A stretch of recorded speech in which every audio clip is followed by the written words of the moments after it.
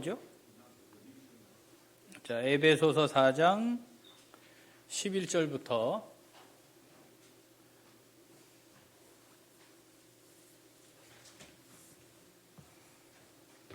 에베소서 4장 11절부터 16절. 자, 성경 찾으셔서 우리 같이 읽겠습니다. 에베소서 4장 11절부터 16절 같이 읽습니다.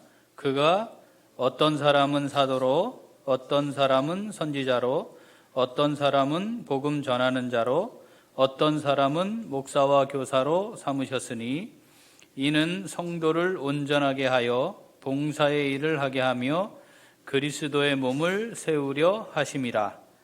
우리가 다 하나님의 아들을 믿는 것과 아는 일에 하나가 되어 온전한 사람을 이루어 그리스도의 장성한 분량이 충만한 데까지 이르리니 이는 우리가 이제부터 어린아이가 되지 아니하여 사람의 속임수와 간사한 유혹에 빠져 온갖 교훈의 풍조에 밀려 요동하지 않게 하려 함이라.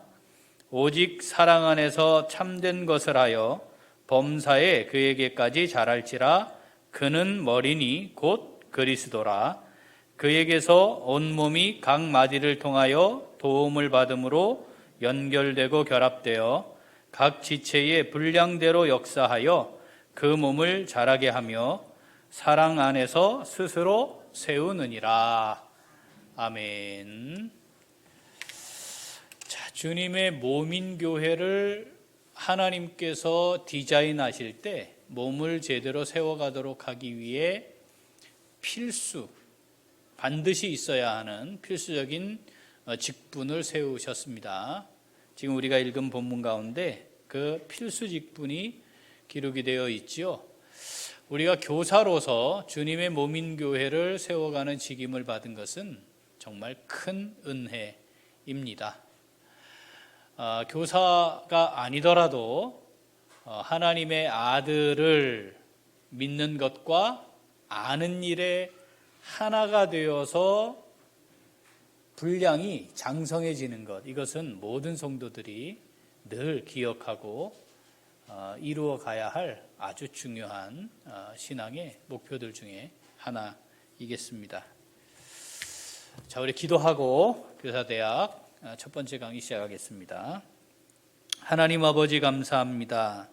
우리 교회의 머리 되어 주시고 지금까지 저희 교회를 친히 인도하여 주시고 세워주셔서 하나님께서 저희 교회를 통해 감당하기를 원하시는 귀한 사역들 잘 감당할 수 있도록 함께하여 주시고 우리 교회를 주님의 몸으로 잘 세워가도록 하기 위해 귀한 직임을 저희들에게 맡기시고 또 교사로 섬길 수 있도록 은혜 베풀어 주신 것 감사드립니다. 하나님 아버지, 이 시간 저희가 예수 그리스도 우리 주님에 대해 함께 살피고자 합니다.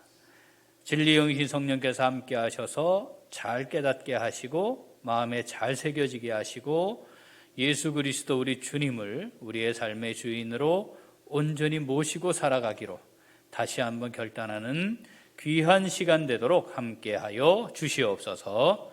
감사드리며 예수님 이름으로 기도합니다. 아멘. 자, 오늘 첫 번째 강의는 그리스도에 대하여입니다. 자, 여기에 그리스도라고 하는 말이 한자로 하면 뭐예요? 그리스도. 이게 헬라어 크리스토스인데 그리스도라는 말을 한자로 바꾼 말이 기독입니다. 기독. 그러니까 기독교, 이 말은 그리스도 교 이렇게 바꿀 수 있고, 그죠? 그리스도를 믿는 것, 믿는 종교가 기독교예요. 자, 그리스도에 대한 교리, 자, 이걸 다른 말로 하면 기독론입니다. 그러니까 신학적으로 분류를 할 때 이거를 뭐라고 불러요? 기독론이랍니다. 기독론, 그리스도에 대한 것, 기독론. 자, 기름 부음을 받은 자, 그리스도라고 하는 것은 기름 부음을 받은 자라고 하는 뜻입니다. 히브리어에는 이걸 메시아라고 했습니다. 그러니까 히브리어는 메시아였는데 이게 신약으로 번역되면서 헬라어로 번역되면서 그리스도로 번역을 했고, 자, 그리스도라고 하는 말의 뜻은 뭐라고요? 기름 부음을 받은 자라는 뜻입니다.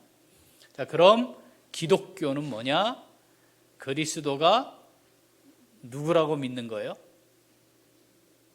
예수다.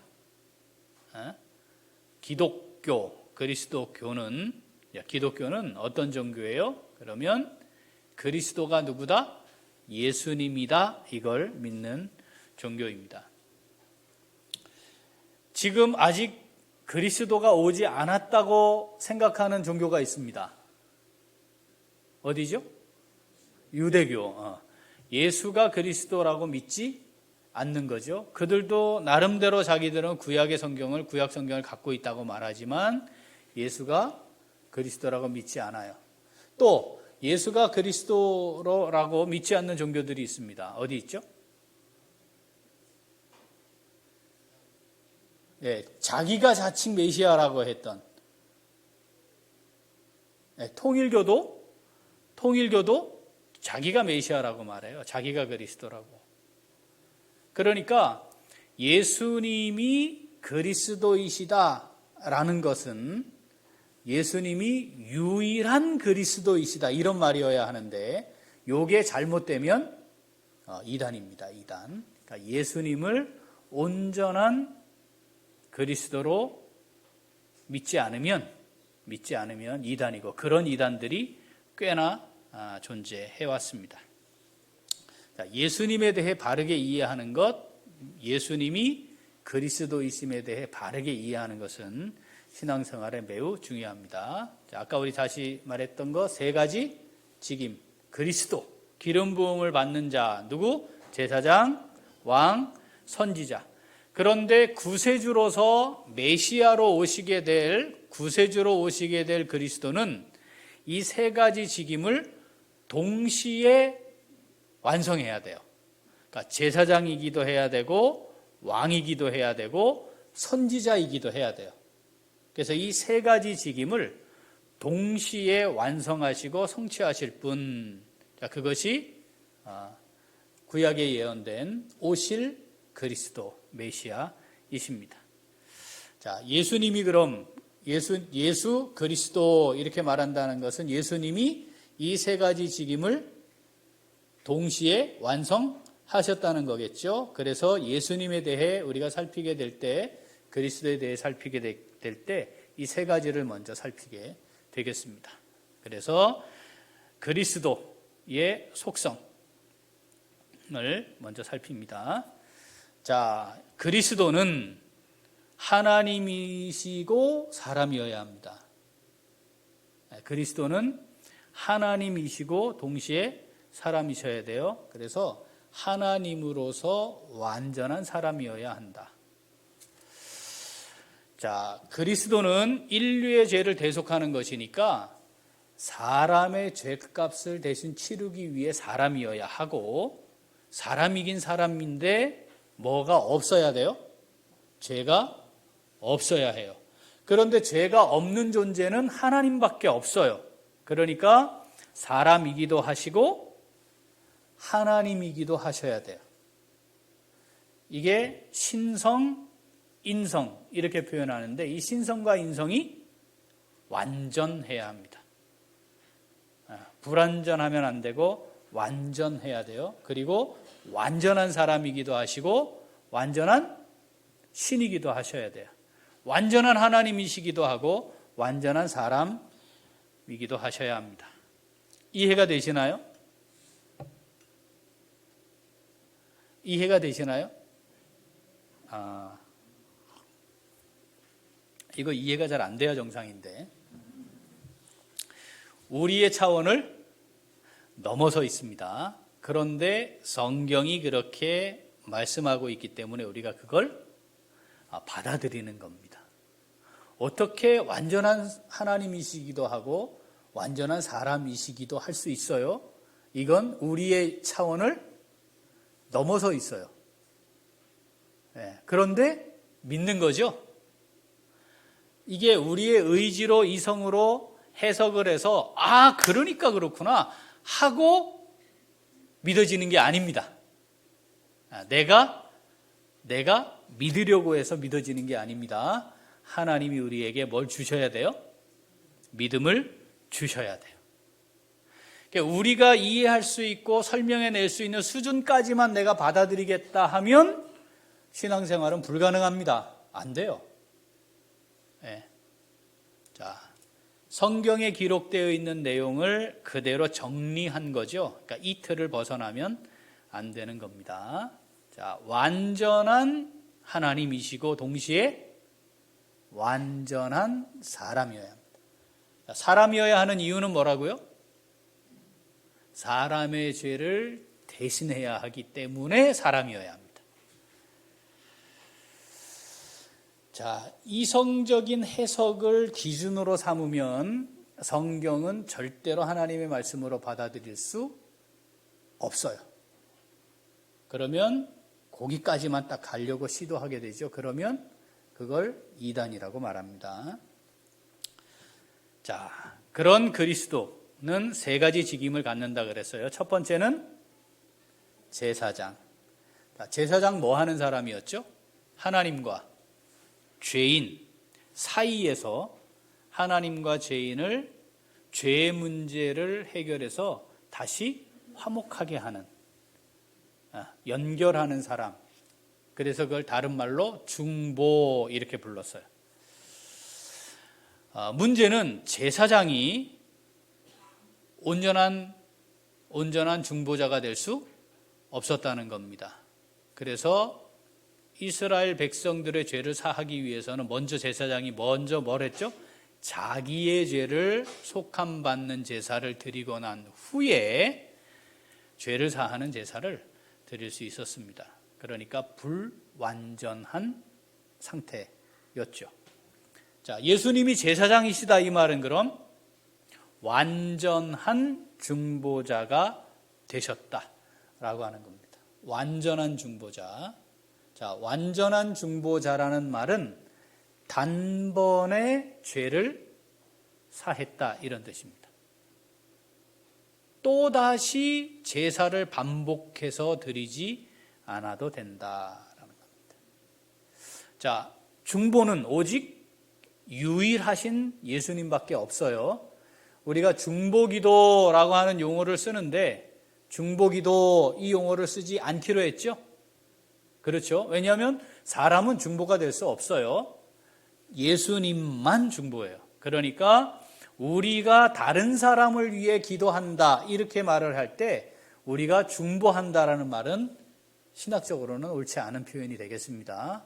자, 성경에 중보 기도 등장하지 않아. 예수님만 하실 수 있어요. 그래서 우리가 표현하고 있는 중보라는 말을 바꾸어 쓸 수 있는 단어가 있어서 저희 교회는 그걸 쓰고 있는 거죠. 도고.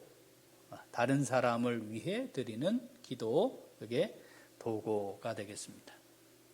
자, 유일하신 중보입니다. 자, 히브리서 7장 26절부터 읽어보겠습니다.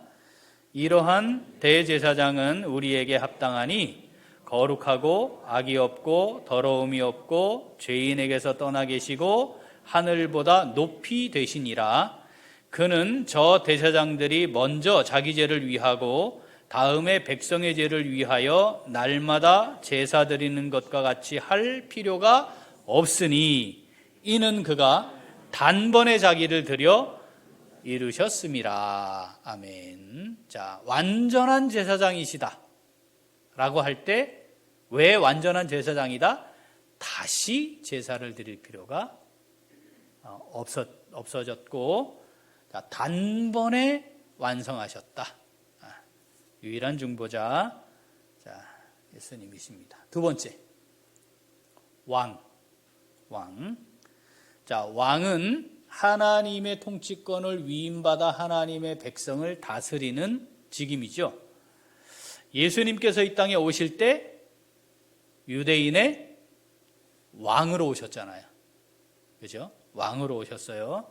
인류의 죄를 속량하시고 교회의 머리가 되시고요. 그 다음 하늘과 땅의 모든 권세를 지니고 만물을 그 발 아래 두고 다스리시는 분이세요. 그래서 뭐라고 불러야 돼요? 주. 자, 통치권자인데 만물의 주인으로서의 통치권자가 되셨습니다. 그래서 완전한 왕이시죠. 완전한 왕. 이 땅에 세워진 왕은, 전 세계를 다스리는 왕은 존재하지 않았잖아요, 지금까지. 그죠? 예수님은 우주 만물을 다스리시는 왕으로 오셨습니다. 자, 빌립보서 읽어보겠습니다. 이러므로 하나님이 그를 지극히 높여 모든 이름 위에 뛰어난 이름을 주사 하늘에 있는 자들과 땅에 있는 자들과 땅 아래에 있는 자들로 모든 무릎을 예수의 이름에 꿇게 하시고 모든 입으로 예수 그리스도를 주라 시인하여 하나님 아버지께 영광을 돌리게 하셨느니라. 아멘. 그러니까 예수님이 완전한 주가 되심을, 통치자가 되심을 인정하지 않으면 예수를 믿는 게 아닙니다. 자, 마태복음 28장 18절 읽어보죠. 예수께서 나와 말씀하여 이르시되 하늘과 땅의 모든 권세를 내게 주셨으니. 아멘. 자, 하나님께서, 주님께서, 예수님께서 주님으로서, 하나님으로서 뭘 지니셨어요? 하늘과 땅의 모든 권세를 지니고 계십니다. 그래서 완전하신 왕이십니다. 세 번째, 그리스도는 선지자라고 그랬죠. 선지자. 자, 선지자는 뭐 하는 직임이에요? 하나님의 말씀을 받아서 전달하는 사람들이죠. 자, 예수님은 친히 말씀이 육신이 되어 이 땅에 오셨습니다. 그러니까 완전한 말씀이세요. 완전한 말씀. 선지자는 하나님의 말씀을 받아 전달했다면 예수님은 말씀 그 자체로 오셨기 때문에 이 선지자의 직임을 완성하셨다. 이렇게 말씀합니다. 자, 완전한 선지자로서 하나님의 말씀을 백성들에게 선포하는 직임을 수행하셨습니다. 요한복음 1장 14절 읽어보겠습니다. 말씀이 육신이 되어 우리 가운데 거하심에 우리가 그의 영광을 보니 아버지의 독생자의 영광이요 은혜와 진리가 충만하더라. 아멘. 요한복음 14장 10절 내가 아버지 안에 거하고 아버지는 내 안에 계신 것을 내가 믿지 아니하느냐? 내가 너희에게 이르는 말은 스스로 하는 것이 아니라 아버지께서 내 안에 계셔서 그의 일을 하시는 것이라. 예수님 말씀이신데 그게 예수님의 말씀이 아니고 누구의 말씀이다? 하나님의 말씀이다라고 하는 거죠. 자, 요한복음 14장 24절 나를 사랑하지 아니하는 자는 내 말을 지키지 아니하나니 너희가 듣는 말은 내 말이 아니요 나를 보내신 아버지의 말씀이니라. 아멘. 아버지의 말씀으로 오셨고 아버지의 말씀을 그대로 전하시니까 선지자, 완성된 선지자의 사역 직임을 감당하신 분이십니다. 그래서 예수님이 그리스도시죠. 예수님이 그리스도십니다. 자, 예수님께서 그럼 그리스도로 오셔서 어떤 사역을 하셨는가? 예전에는 이게 단어가 뭐였어요? 구속이었습니다. 구속. 그런데 이게 자꾸 오해가 되니까 구속이라는 단어가 다른 뜻이 또 있으니까 이걸 바꿨어요. 속량. 한자를 그대로 하면요. 속전을 주고 사서 양인이 되게 한다. 이 뜻이에요. 속량. 속하는 돈을 내고 속전을 주고 사서 양인, 자유인이란 뜻입니다. 자유인이 되게 한다. 이게 속량. 구원이라고 하는 단어로도 사용하죠. 자, 노예는 돈을 버는 사람이에요? 못 버는 사람이에요? 노예는? 돈 못 버는 노예는 돈 주고 안 사요. 일도 잘하고 그 일 잘하는 게 돈 버는 거잖아요. 그죠? 예, 돈 주고 사람을 쓰는 건데 노예를 사오면 걔는 더 이상 돈 줄 필요 없고 일을 계속 하는 거니까 실제로 노예는 자기 몸값보다 더 많은 돈을 법니다. 근데 중요한 건 그 벌어들인 돈이 자기께 될 수 없어서 차유재산을 가질 수가 없으니까 그게 다 누구에게로 가요? 들일하고 밭일하고 다 해서 수확하면 그 돈이 다 어디로 가요? 주인에게 가는 거죠. 돈을 벌기는 훨씬 자기 몸값보다 더 벌어요. 그런데 자기께 될 수 없으니까 노예로 살다가 노예로 죽는 거죠. 자, 이 몸값에 의해 팔려온 노예가 자유인이 되려면 유일한 방법은 이 노예를 다른 사람이 와서 산 다음에 너 이제 자유인이다 하고 노예 신분에서 해방시키면 돼요. 그것 외에는 스스로 벗어날 수 있는 길은 없습니다. 그러면 속량이라는 게 뭐냐? 바로 어떤 사람이 와서 주인에게 돈 주고 노예인 나를 산 후에 노예 증서를 그럼 받거든요. 그 노예 증서 불태워서 없애버리고 이제부터 너는 자유인이야. 이게 속량. 자, 요 속량이라는 단어를 성경이 그대로 가져온 거예요. 구원을 설명할 때 예수님이 죄인들을 구원하신다 할 때 이 단어를 그대로 가져온 겁니다. 자, 우리는 죄의 종로로 타며 살게 돼 있어요. 죄의 종로로 타며 살게 돼 있어요. 죄로부터 우리 스스로 자유로울 수 없는 거죠. 여러분, 죄 짓고 싶어서 짓나요? 아니죠. 죄 짓고 싶어서 지으면 이건 심각합니다. 그거 아니잖아요. 그죠? 죄를 지으면 안 된다는 것도 알고 죄 안 짓고 싶잖아요. 그런데 죄를 짓게 되잖아요. 그게 어떤 상태에 있는 거예요? 죄의 종이 되어 있는 거예요. 그러니까 나의 의지대로 할 수가 없어요. 또 우리 안에 의지는 육체의 소욕이 있기 때문에 가만두면 죄를 짓게 돼 있어요. 내 마음과 육체가 원하는 대로 하면 본질상 진노 아래 놓이게 되는 거죠. 그러니까 우리 스스로를 잘 판단하면, 자, 우리는 죄를 안 짓는 선한 사람이다. 죄를 지을 수밖에 없는 악한 사람이다. 뭐예요? 네, 죄를 지을 수밖에 없는 악한 사람이에요.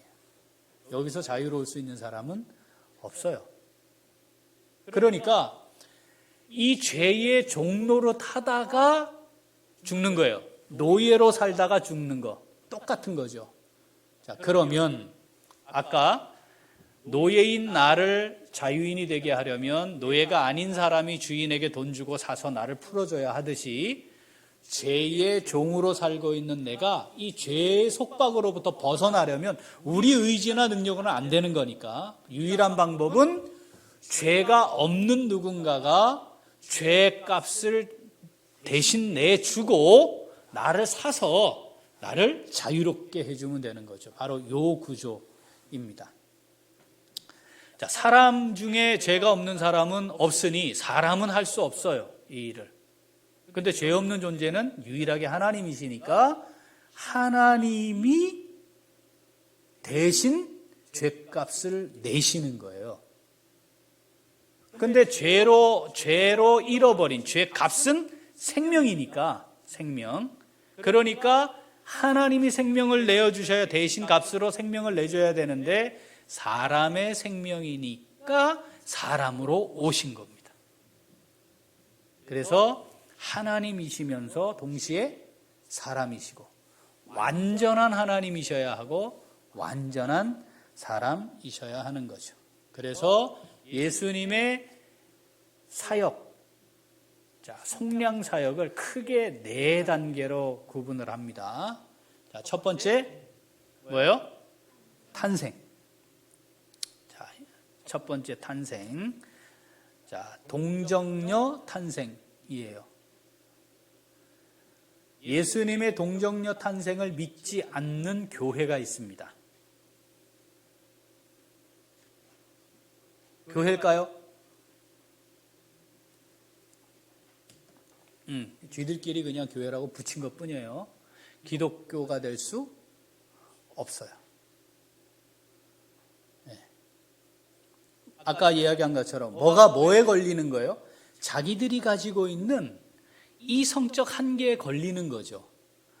아니, 사람이 어떻게, 처녀가 어떻게 그냥 아이를 가질 수 있어? 이건 거죠. 그래서 이걸 비유로 해석하려 하고 은유로 해석하려고 하고 다르게 해석을 자꾸 시도하는 거죠. 그래서 예수님의 동정녀 탄생은 실제 사실이라고 받아들이지 않습니다. 그런데 자기들 스스로는 뭐라고 말해요? 예수 믿어요. 이렇게 말을 해. 이렇게 말을 하니까 예수 믿는 사람이구나 해줘야 돼요? 그럴 수 없습니다. 당신 예수 안 믿는 겁니다. 이렇게 말해야지. 왜냐하면 성경이 예수님은 동정녀에게서 탄생하셨습니다라고 말하고 있어요. 이 사람아 설명해봐. 그게 말이 돼? 아니, 설명은 안 돼요. 그런데 저는 그게 믿어져요. 자, 이렇게 돼야 되는 거죠. 왜 동정녀 탄생을 하셨어야 해요?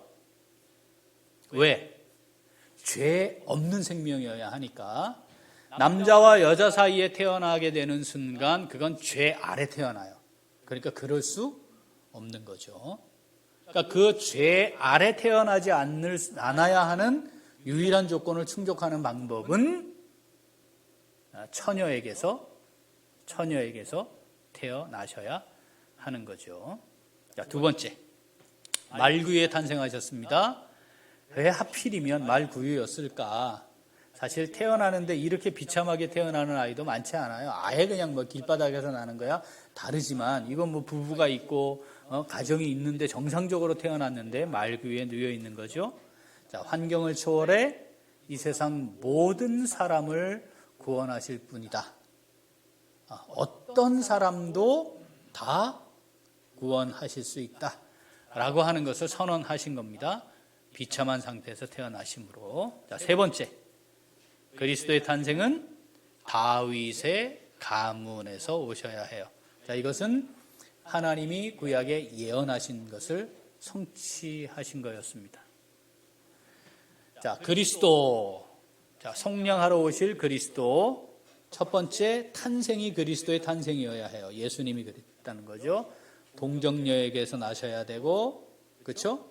자, 다윗의 가문으로 오셔야 되는 거 조건이에요. 말구유에 탄생하신 것은 모든 사람들을 다 구원할 자이심을 보여주신 겁니다. 자, 예수님의 속량사역 두 번째는 고난입니다. 고난. 우리가 예수님의 고난하면 제일 먼저 탁 떠올리는 게 십자가, 그렇죠? 못 박히심, 가시 면류관 쓰심, 뭐 이런 걸 생각하기 쉬운데 예수님이 받으신 고난의 가장 큰 부분은 사람으로 오신 겁니다. 사람으로 오신 것. 근데 진짜로 좀 이렇게 귀족 가문의 왕으로 이렇게 오셨어도 안 됐을까? 유대인의 왕이신데, 그죠? 그렇더라도 사실은 하나님이 피조물이 되시는 그 고난에서 자유로울 수 없었을 거예요. 그렇지 않을까요? 그런데 예수님 어떻게 오셨다고요? 천한 신분의 목수의 아들로 오십니다. 그리고 그 30년을 아버지의 뒤를 이어 목수로 살아가야 할 사람쯤으로 30년을 사신 거죠. 사람으로 오심, 사람으로 30년 사심, 이것이 가장 큰 고난이라 할 수 있겠습니다. 자, 두 번째, 멸시와 조롱을 당하셨습니다. 예수님이 오셔서 하신 일은 죄인을 위해 자기 생명을 내어주신 거예요. 사실은 나를 위해 자기의 생명을 내어주신 분이시다 하면 꼭 뭐 하나님이라고 하지 않더라도 우리가 존중해 줘야 되는 거 아니겠습니까? 그런데 예수님이 하나님이시란 말이죠.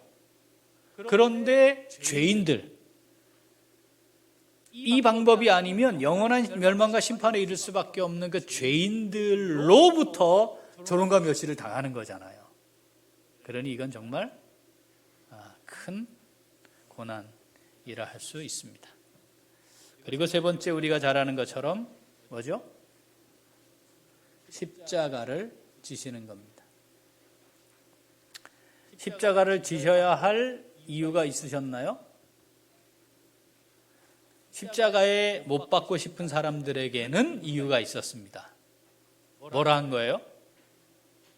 자기가 유대인의 왕이라고 한 거죠. 그게 죄명이잖아요. 그래서 죄패에 유대인의 왕 이렇게 붙었어요. 거기에 뭘 쓰자고 그랬죠? 자칭 이걸 써놓자 그랬는데 유대인의 왕 이렇게 죄패에 붙게 됐습니다.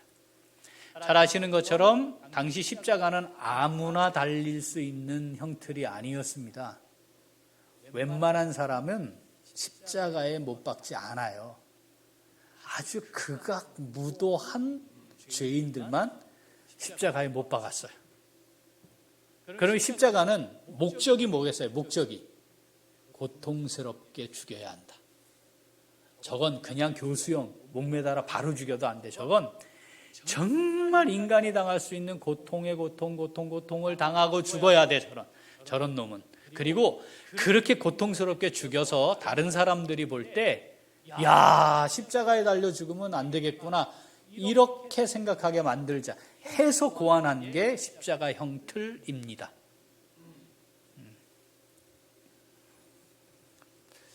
자, 예수님이 그 형틀에 달리신 거죠. 이 형틀에 달릴 만한 사람은 아주 극악무도한 살인을 저질렀거나 그 다음 반란을 일으킨 사람, 이런 사람들을 십자가 형틀에 달았습니다. 예수님이 십자가에 달리신 것은 반란을 주도했기 때문에 유대인의 왕이라 했기 때문에 달리시게 된 겁니다. 자, 십자가에 달리신 다음은 어떻게 되셨어요? 죽으셨어요. 하나님이 죽음을 맛본 겁니다. 하나님이신데 죽음이라고 하는 걸 맛본 거죠. 죽음에 이르러야 했던 이유는 실제로 죄의 삭시 사망이잖아요. 그러니까 그 죄값을 완전하게 치르셨다라고 하는 것을 선언하시기 위함이었습니다. 그래서 장사 지낸 바 되셨죠. 자, 우리가 여기까지 하면 이제 예수님에 대한 기본적인 신앙의 틀인데, 사도신경을 우리가 매주 하잖아요. 사도신경의 고백에서, 신앙 고백에서 절대적 부분이 바로 예수님에 대한 고백이잖아요. 자, 우리가 예수님이 고난받으셨고 이제 십자가에 달려 죽으셨고 장사 지낸 바 되셨습니다. 이렇게 말을 하는데, 우리 기독교인, 그리스도인, 예수 믿는 사람 이렇게 말할 때 아주 확실하게 확인되어야 하는 게 하나 있잖아요.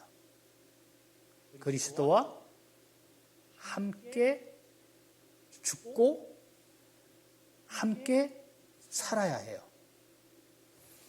이게 경험되지 않으면 기독교인이 아닙니다. 그 십자가에 연합하였다는 고백이 있어야 돼요. 십자가의 연합. 함께 죽어야 돼요. 나도 십자가에 못 박혀야 해요. 그래서 정과 그 욕심을 십자가에 못 박았고, 그리고 이제 우리는 뭐 해야 돼요? 이 십자가를 우리가 져야 되는 거죠. 예수를 믿는다, 제자가 된다 이렇게 이야기할 때 딱 아주 완벽하게 확인되어야 할 게 그겁니다. 저는 지금 저에게 지어주신 십자가를 지고 가고 있습니다. 이게 우리의 고백이어야 합니다. 어떤 십자가를 지고 계시나요? 어떤 십자가를 지고 계시나요? 십자가의 의미는 전적으로 하나님께서 내 생명의 주권자이심을 인정하고 하나님께서 나를 통해 이루기를 원하시는 일을 내 삶을 들여 이루어 갑니다. 이게 십자가예요. 인류의 죄를 사하시기 위해 주님이 십자가를 지신 거니까 지금은 우리가 십자가를 지고 따른다는 것은 나를 통해 이루어 가실 그 일을 이루기 위해 제가 살고 있습니다. 이게 십자가예요.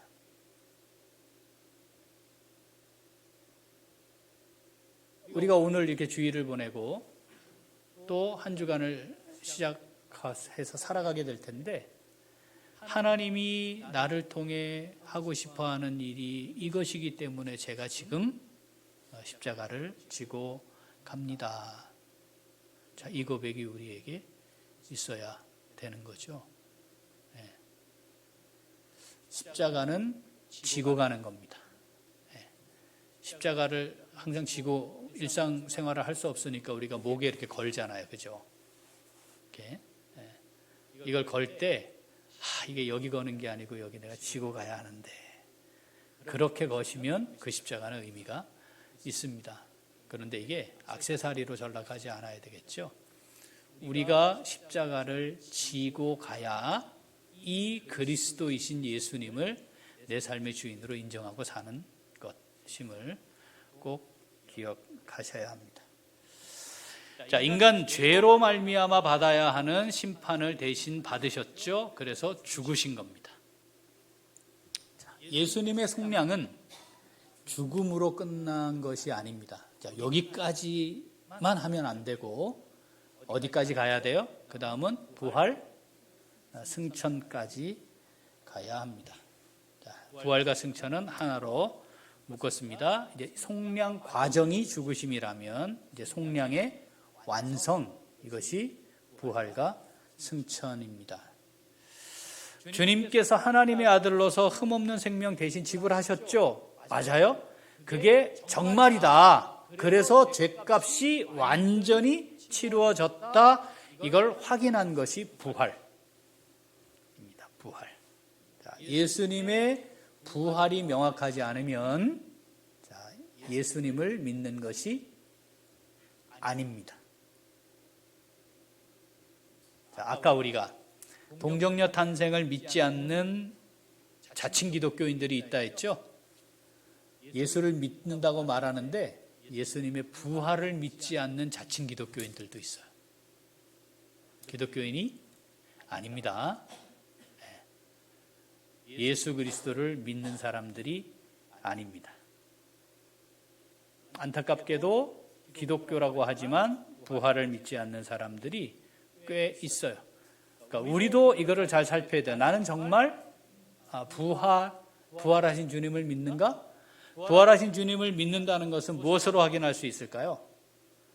부활의 산소망 가운데 있느냐예요. 부활의 산소망 가운데 있느냐. 이놈의 세상, 아이고, 이 힘들고 고단하고, 이놈의 세상, 더 이상 살 필요 없어. 이렇게 염세주의를 말하는 게 아니에요. 그런데 분명한 건 이 세상에 내가 참 소망이 있는 것이 아닙니다. 이건 고백해야 되죠. 이 세상이 우리의 참 소망이 아니죠. 부활이 우리의 참 소망이어야 합니다. 예수님의 부활은 예언된 겁니다. 그래서 몇 가지 조건이 충족돼야 되는데 그 중에 가장 확실한 것은 3일 만에 부활하셔야 했던 겁니다. 자, 교재를 보시면, 자, 이거를 다 읽기에는 시간이 짧기 때문에, 자, 교재를 보시면 예수님의 부활과 관련된 성경 구절들을 거기에 다 찾아 놓았습니다. 그래서 교재 13쪽, 14쪽, 그리고 15쪽. 16조까지를 보시면 예수님의 부활 그리고 부활 이후의 행적에 대해 성경이 기록하고 있는 내용들, 거기에 구절들을 다 찾아 놓았으니까 그 부분을 살피시면 되겠습니다. 자, 예수님의 부활이 그럼 객관적 사실인가요? 예수님의 부활이 객관적 사실입니까? 네, 그렇죠. 이 객관적 사실이다라고 하는 것에 대한 성경의 증거가 뭐예요? 사도 바울이 성경을 기록할 그 당시에까지도 예수님의 부활을 실제 목격했던 사람들이 살아 있었다는 겁니다. 그러니까 어떤 사람만 또는 누군지 출처는 분명하지 않은 요즘 홍수처럼 막 범람하고 있는 가짜뉴스처럼 있었던 게 아니었다는 거죠. 예수님의 부활을 증거하는데 야, 말도 안 되는 소리 하지 말아라. 어떻게 죽었던 사람이 살아나냐. 웃기지 마. 잘못 본 거야. 내지는 예수님이 죽었다가 살아났다는 것을 믿을 수가 없으니 어떻게 바꿔요? 예수가 아니라 다른 사람이 십자가에 못 박혔어. 또는 죽은 게 아니라 까무러쳤는데 죽은 줄 알고 장사 지낸 거야. 죽기 전에 무덤에 갖다 놓은 걸 제자들이 꺼내와서 살았어. 뭐 이런 형태의 다양한 해석들을 가지고 오는 거죠. 근데 그 해석을 어디서 한다고요? 교회에서 한다 이 말이에요. 교회에서 그 해석을 한다 이 말이죠. 거기는 기독교가 아닙니다. 우리는 이해되지 않지만 그 사람들은 기독교라고 합니다. 예수 믿는다고 합니다. 자, 예수님이 죽으셨고 부활하셨다. 자, 이걸 확실하게 믿어야 되는 것이죠. 예수님 부활하셨고 승천하실 때까지 며칠 계셨죠? 40일.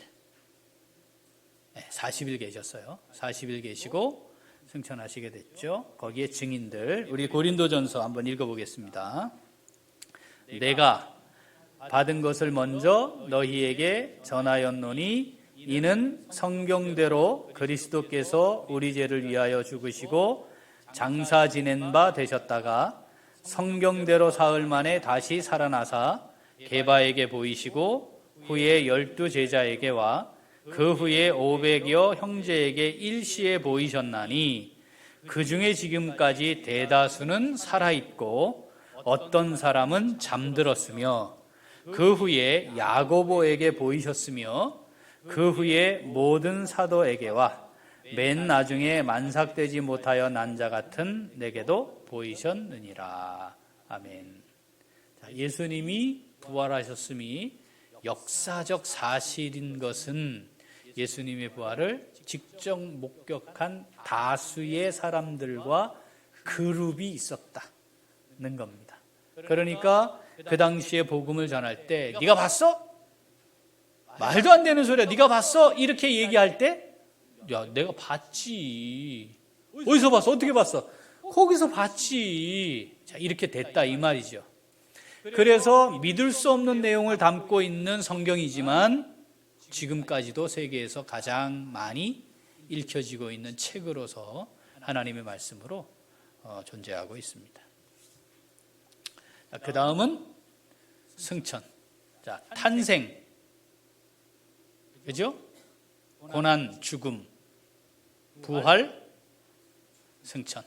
4단계. 자, 승천입니다. 부활하신 후에 40일 동안 뭐 하셨대요? 사도행전 우리가 살폈었는데 뭐 하셨어요? 하나님 나라의 일에 대해 말씀하셨대요. 그리고 제자들이 보는 앞에서 승천하셨죠. 기억나세요? 사도행전 말씀. 자, 승천은 어떤 의미가 있어요? 예수님께서 영광과 존귀에 하나님 보좌 우편에 다시 올라가시는 겁니다. 그것이 승천입니다. 그곳에서 뭐 하시나요? 우주 만물을 다스리고 계십니다. 자, 승천하신 예수님께서는 이제 뭐 하실 거예요, 앞으로? 뭐 하실 거죠? 역사를 종료하고 심판하러 다시 오실 것입니다. 자, 그리스도 속량 사역은 이렇게 마무리가 되겠습니다. 자, 사도행전 1장 3절부터 읽어보겠습니다. 그가 고난받으신 후에 또한 그들에게 확실한 많은 증거로 친히 살아계심을 나타내사 40일 동안 그들에게 보이시며 하나님 나라의 일을 말씀하시니라. 사도와 함께 모이사 그들에게 분부하여 이르시되 예루살렘을 떠나지 말고 내게서 들은 바 아버지께서 약속하신 것을 기다리라. 요한은 물로 세례를 베풀었으나 너희는 몇 날이 못되어 성령으로 세례를 받으리라 하셨느니라. 그들이 모였을 때에 예수께 여쭈어 이르되 주께서 이스라엘 나라를 회복하심이 이때니까 하니 이르시되 때와 시기는 아버지께서 자기의 권한에 두셨으니 너희가 알 바 아니요 오직 성령이 너희에게 임하시면 너희가 권능을 받고 예루살렘과 온 유대와 사마리아와 땅끝까지 이르러 내 증인이 되리라 하시니라. 이 말씀을 마치시고 그들이 보는데 올려져 가시니 구름이 그를 가리어 보이지 않게 하더라. 아멘. 자, 예수님의 승천은 제자들이 다 보는 자리에서 역사적인 사건이었습니다. 이때 모인 사람들의 수가 얼마나 되었을까요? 추측을 해보시죠. 몇 명쯤 있었을까요? 이 자리에.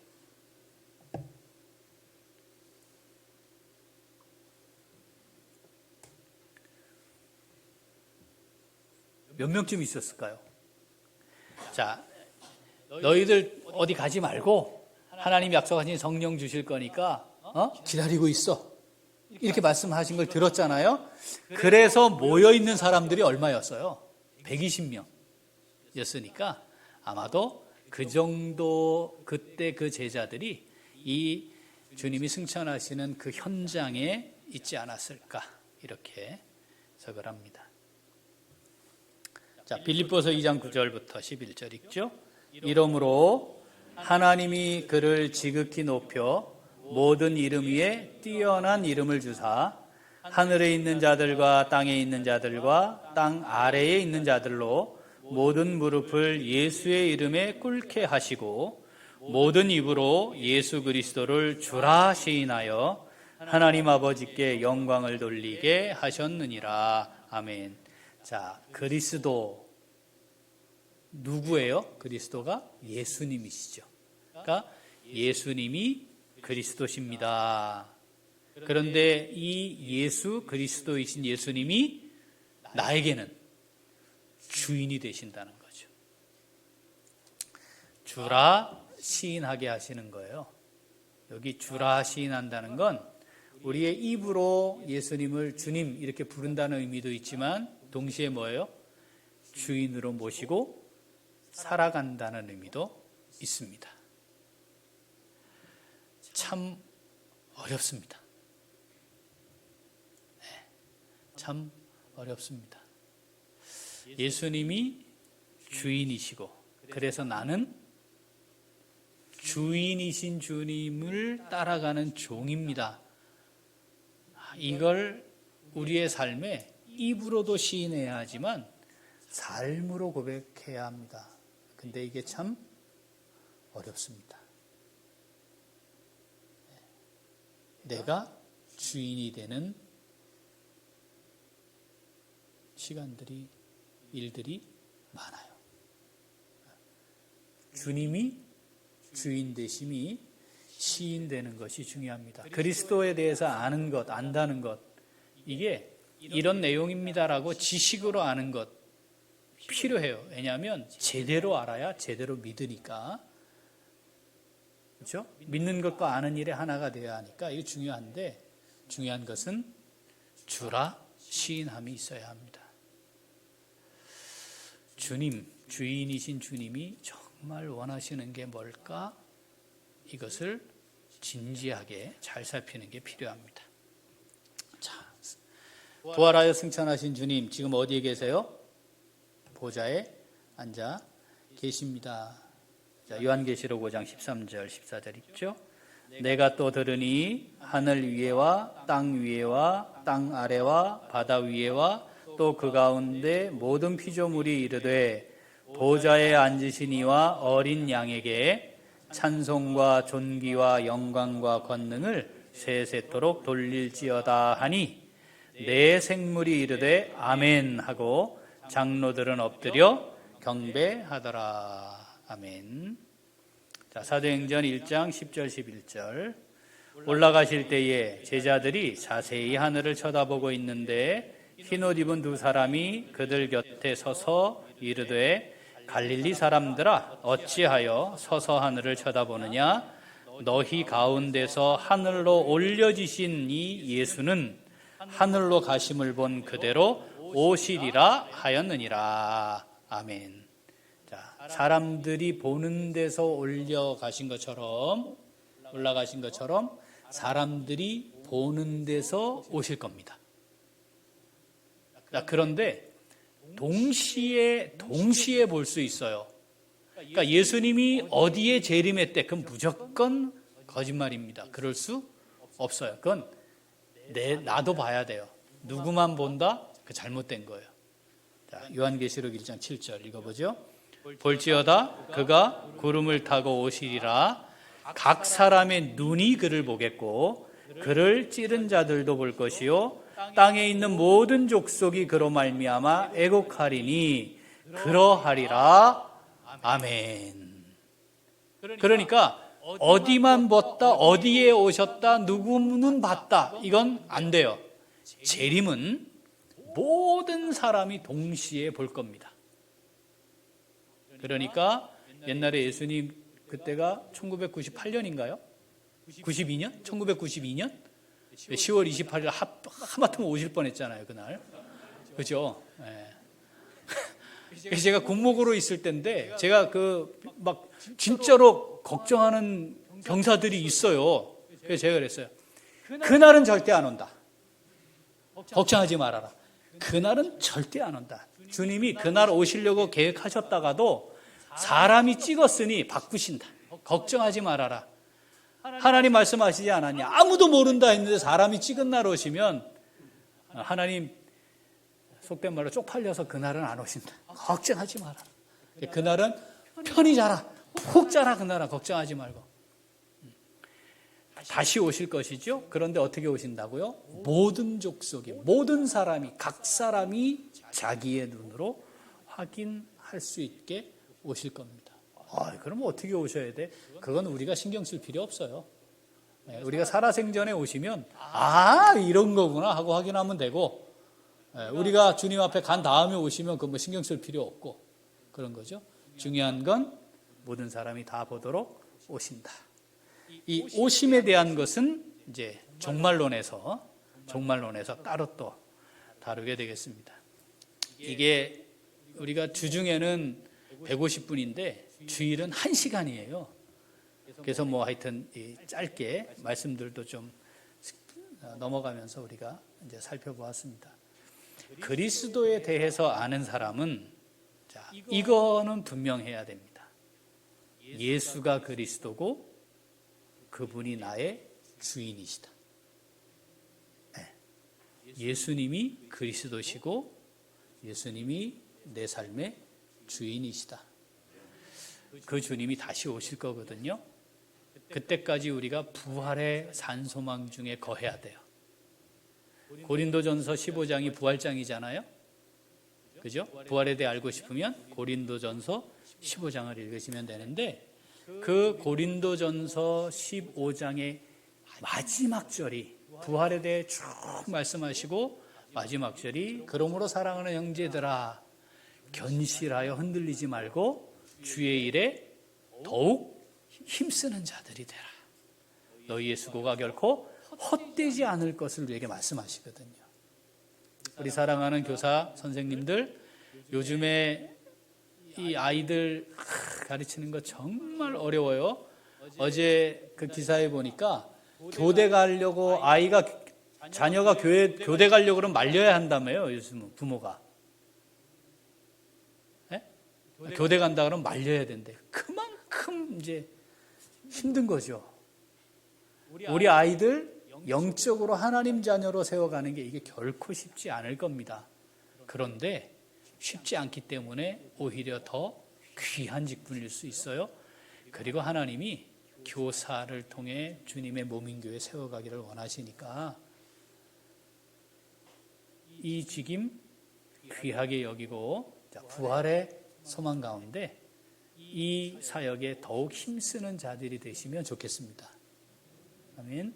우리 교사가 아니지만 또 동일하게 주님의 몸인 교회 세워가도록 우리에게 직임을 주신 거니까 주님의 몸인 교회를 잘 세워가기 위해 부활의 산소망 가운데 견실하여 흔들지 말고 주의 일에 더욱 힘쓰는 우리 귀한 직분자들, 우리 귀한 사랑하는 식구들 다 될 수 있기를 소원합니다. 아멘. 기도하겠습니다. 하나님 아버지 감사합니다. 주님께서 죄인된 우리를 하나님의 자녀 삼으시기 위해 친히 이 땅에 사람으로 오셔서 사람으로 30년 사시는 고난 대신 받으시고 십자가의 고통과 죽음의 형벌을 대신 당하시고 성경에 기록된 대로 말씀대로 부활하고 승천하셔서 이제 우리의 주인이 되어주심 감사드립니다. 하나님 아버지, 예수 그리스도 우리 주님이 단어로서의 주님으로만 머물지 않게 하여 주시고 우리 삶의 주인 되심을 우리에게 허락하시는 삶 속에 늘 확인하고 누리며 살아갈 수 있는 저희들 되게 하여 주시옵소서. 우리 교회 몸된 교회 잘 세우기 위해 교사로 그리고 각 직분자로 우리를 세우시니 감사합니다. 하나님 아버지, 견실하며 흔들리지 아니하고 주의 일에 더욱 힘쓰는 자들로 설 수 있도록 함께하여 주시옵소서. 우리의 수고와 노력과 애씀과 하나님 앞에서 사랑으로 섬기고 인내함이 몸된 우리 교회를 잘 세워가 하나님을 믿는 것과 아는 일에 하나가 되는 그리스도의 분량에 충만한 데까지 이르러가는 좋은 하나님의 사람들, 믿음의 분량이 큰 하나님의 사람들, 성숙한 하나님의 사람들의 모임으로 저희 교회가 든든히 서갈 수 있도록 함께하여 주시옵소서. 감사드리며 예수님 이름으로 기도합니다. 아멘. 자, 원래 이 좋은 강사는 3분 늦게 들어와서 3분 빨리 나가는 거기 때문에 수고하셨습니다. 이번 주 한 주간 저녁에 이제 강의가 계속될 텐데 우리 교역자들 하나님께서 신령한 지혜로 또 총명으로 함께 하시도록 위해 기도해 주시고 선생님들 또 우리 중직자들 빠지지 말고 가능하면 참석하셔서 우리가 가지고 있는 이 신앙의 틀 뿌리를 견고하게 잘 내릴 수 있으면 좋겠습니다. 수고하셨습니다. 감사합니다. 우리 내일 저녁 7시 반에 뵙겠습니다.